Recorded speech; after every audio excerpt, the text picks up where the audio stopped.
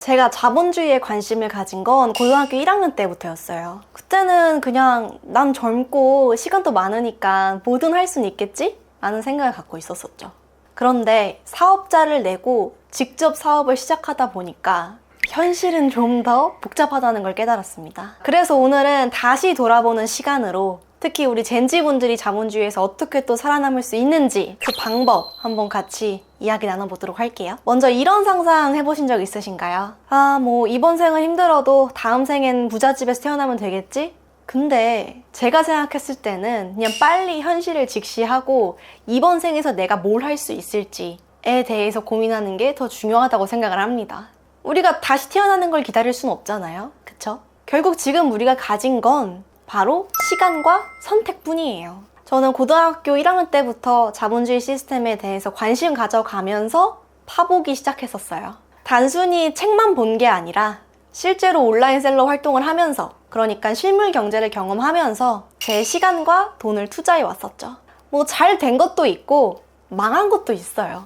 오늘은 이제 시행착오 속에서 제가 배운 것들 몇 가지 공유해 보도록 하겠습니다. 이런 질문 들어보신 적 있으시죠?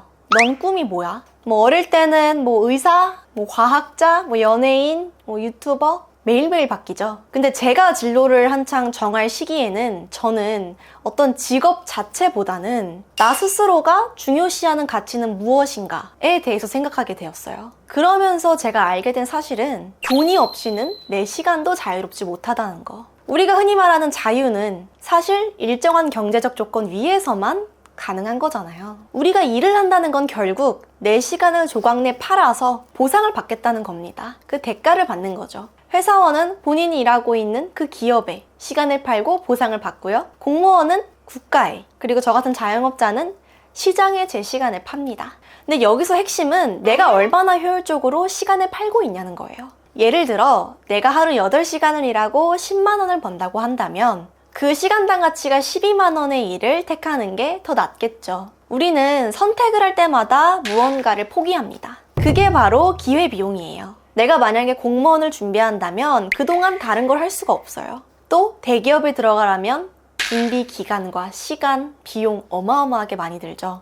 이런 선택들에는 항상 보이지 않는 비용이 숨겨져 있습니다. 예를 들어 제가 예전에 이거에 관련된 영상을 한번 업로드한 적이 있는데요. 공무원의 생애소득은 20억 후반대, 대기업 정직원은 30억 후반대, 자영업자는 이보다 높을 수도 있고 낮을 수도 있습니다. 근데 여기서 중요한 건 우리가 공무원이 되기까지 몇 년간은 무소득이라는 점, 그리고 대기업 입사를 위한 어떤 학력, 그 다음 스펙, 투자도 고려해 봐야 돼요. 반면 자영업자는 수익이 클 수도 있지만 실패의 위험도 크겠죠. 직업은 단순히 어떤 연봉만 볼 게 아니라 그거를 이루기까지 그 안에 들어간 시간과 기회비용까지 따져봐야 된다는 거예요. 어떤 금액적인 비용도 중요하지만 내 시간, 다시는 돌아오지 않은 시간이 그냥 흘러가 버린다는 거, 이게 정말 중요합니다. 우리가 돈으로 시간을 되돌릴 수는 없잖아요.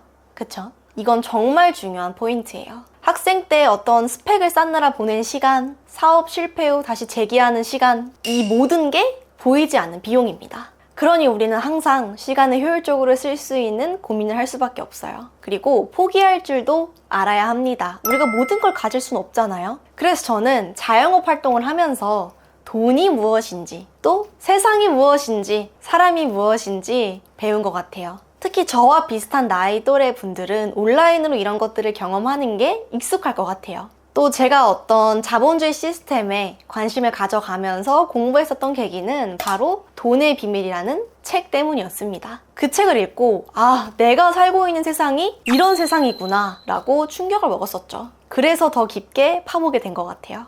이게 일만 한다고 되는 게 아니구나. 돈이 일하게 한다는 게 이런 거구나. 그래서 다들 투자해라 그러죠. 그래서 이제 제가 선택했었던 제 첫 투자는 바로 미국 주식이었습니다. 제 영상을 자주 보시는 분들은 아시겠지만 제가 말하는 투자는 어떤 단기 트레이딩, 사팔사팔, 쇼치고 롱치고 이런 거 아닌 거 다들 아시죠? 의미 있는 희생값, 그러니까 의미 있는 시드로 내가 공부한 자산에 대해서 알고 이해한 후 시간을 태워 보낼 수 있는 것이 저는 투자라고 생각을 했었어요. 그래서 이제 고민이 생겼죠.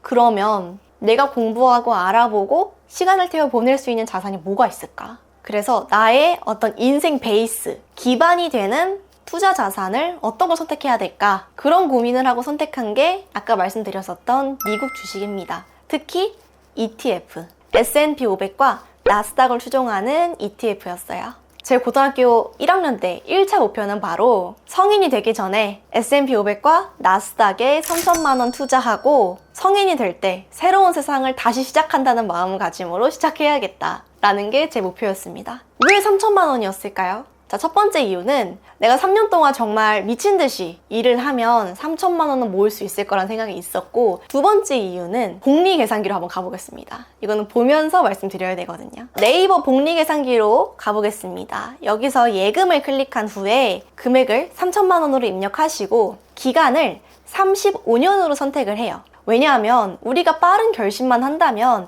앞서간 선배님들보다 훨씬 강력한 무기인 바로 시간이 있기 때문에 우리는 흔히 말해 복리 치트키를 사용할 수 있죠. 그리고 과거 S&P 500과 나스닥의 백데이터로 추산한 합산이자인 13%로 입력을 하시고요. 현금화는 먼 미래이니까 비과세를 선택하게 되면 원금 3천만 원이 이자에 이자를 더해 27억이 됩니다. 물론 현금화하면 22% 세금이 부과되기 때문에 공제하고 나서 현금화하면 21억을 수령할 수 있게 됩니다. 자, 여러분들 이걸 봤을 때 어떤 생각이 드시나요? 우리가 남들보다 좀 더 빨리 시드 모으고 좀 더 빠른 선택을 하게 되면 모았던 시드는 S&P 500과 나스닥에 태워 보내고, 예를 들어 나는 편의점 알바만 한다고 하더라도 삼성전자 직장인과 거의 동등한 결과가 나오게 됩니다. 물론 이건 이론이에요. 당연히 삼성전자 직장인이 정말 각성하고 아끼고 모아서 투자를 하게 되면 당연히 삼성전자 직장인이 더 큰 차이로 앞서갈 겁니다. 하지만 그 회사에 가기까지, 그 삼성전자의 직장인이 되기까지 투자된 시간과 노력과 비용을 따진다면 의미가 또 어떻게 해석될지 모르죠. 오늘은 이런 부분은 다 제껴두고 이론적인 부분으로만 고려해 본 거예요. 자, 여러분들 지금 세계 경제가 많이 흔들리는 시기예요. 불안하신 분들도 계실 것 같습니다. 특히 뉴욕 증시 상황이 심각하다는 뉴스도 자주 나오죠. 저도 투자 인생 6년 차로서 여러 경제 이슈와 함께 살아가고 있어요.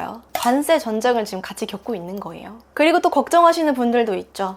과연 이 패권 경쟁, 관세 전쟁에 있어서 중국이 미국을 이길 수도 있나? 하지만 여러분들 제 영상에 미국을 정리한 영상들 정말 많이 있는 거 아시죠? 제가 많이 업로드를 했었어요. 특히 비트코인을 공부하면서. 여러분, 미국은 생각보다 정말 유연하고 실용적인 나라예요. 예전에는 전 세계를 보호하고 또 관리하고 어떤 경찰의 역할을 했더라면 지금은 이제 우리나라 좀 살필게. 일단 우리나라 좀 재정비하고 다시 돌아올게. 그때 동안 좀 알아서 잘 살아남아 봐 하는 어떤 미국 우선주의를 선택했습니다. 이 부분은 트럼프 당선되고 나서 다들 예상하시고 알고 있었던 부분이었죠. 근데 이렇게까지 할 줄 몰랐지만. 하지만 여러분들, 미국은 위기를 또 기회로 바꾸는 나라예요.